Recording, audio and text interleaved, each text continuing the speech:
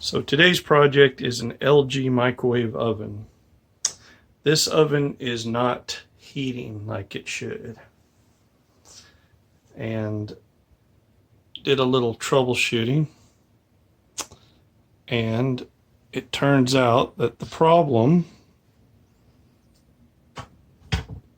let me get you lined up here.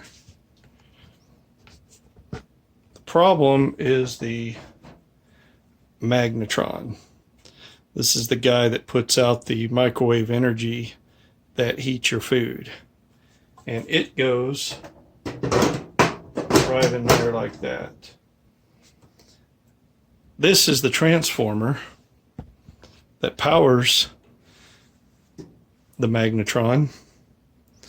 And I've checked it out and it's good. And here's a capacitor. Here's the ventilation fan. Got a wire in the way there. And this is the control board. And that's pretty much all that there is to a microwave, is everything on this side. Power comes in through a filter choke to kind of shut down some of the noise that goes back onto the line. You've got this, this is a thermal fuse right here that if this gets too hot because something's going on like a fire or something, it'll disconnect the power to the microwave.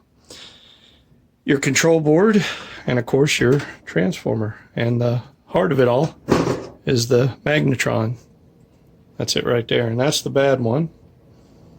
And let's do some testing here and I'll show you why. Here's the new magnetron. And one of the things you do is you take a meter here, put it on resistance. I don't know if you can see that or not. Let's get some of the mess out of the way. This microwave is pretty big, and my workbench here is usually for smaller electronics. So first thing you do is check the resistance between the two terminals there.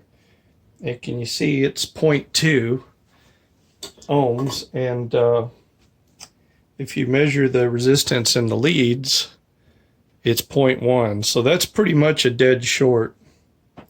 So then you put one on the case here, and then we're going to check for shorts. And if you see there, I don't know if you can see that or not. If I scoot it back, you can see it better. You can see it's 0.2 ohms, so that's pretty much a dead short there. So that terminal on this is shorted to ground, or shorted to the case, which isn't good.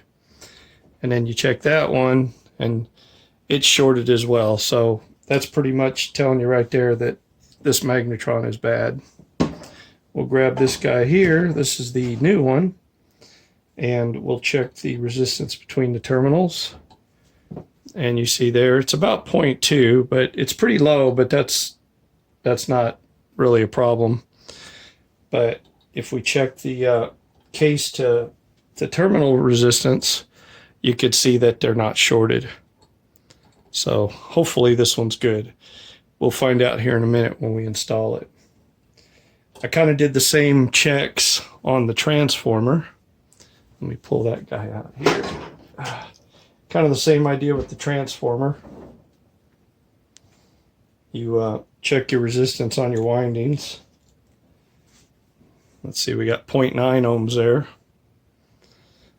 And then, of course, check it to ground. And you can see that neither one of those are shorted to ground. And that's the primary side, I believe. And then this is the high voltage side. So kind of the same way here. Check the terminal between there and there. And actually that's not where we need to check it. We need to check it up here. See if I can get this terminal in here. I've already checked this guy and I know it's good. So there you can go, about 0.2 ohms. And then check this one to ground. You can see there's no short there, so that looks good. Oops, I did the same one there. Well, anyway. And we'll check this one here. And this one here. Actually, let me check this one.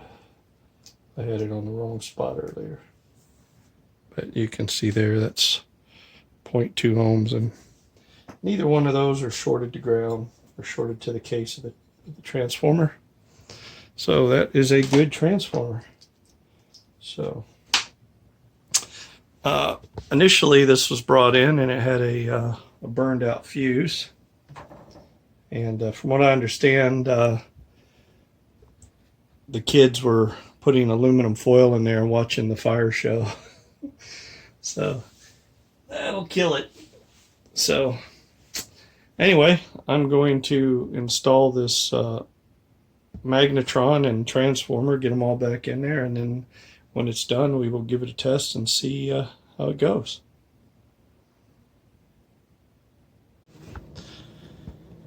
Well, as you can see, the magnetron is installed, all wired up. Transformers installed, all wired up. And I have gone ahead and tested it, and it works just like it should. It is heating up water now, and presumably it will heat up food as well. So you can see here this fan, when it comes on, it blows air through this shield that kind of directs the air through the magnetron so that it cools the magnetron. You can see on this old one here, you can see it blows through those fins, those cooling fins. And that's what keeps the tube cool. And you don't want it overheating. And when you put aluminum foil in there, it draws a lot of current, which heats up the magnetron. And if you keep doing it, you'll burn up the magnetron. And these guys are about 35 to 40 bucks. So if you really like your microwave and you want to spend the 35 to 40 bucks, it's worth it. If you want to get a new microwave because you don't want to spend 35 or 40 bucks, you don't like your white microwave, then you would just go out and get a new one and not mess with this. So relatively simple repair. Just make sure you keep track of all the wires and don't touch any of the sparky bits.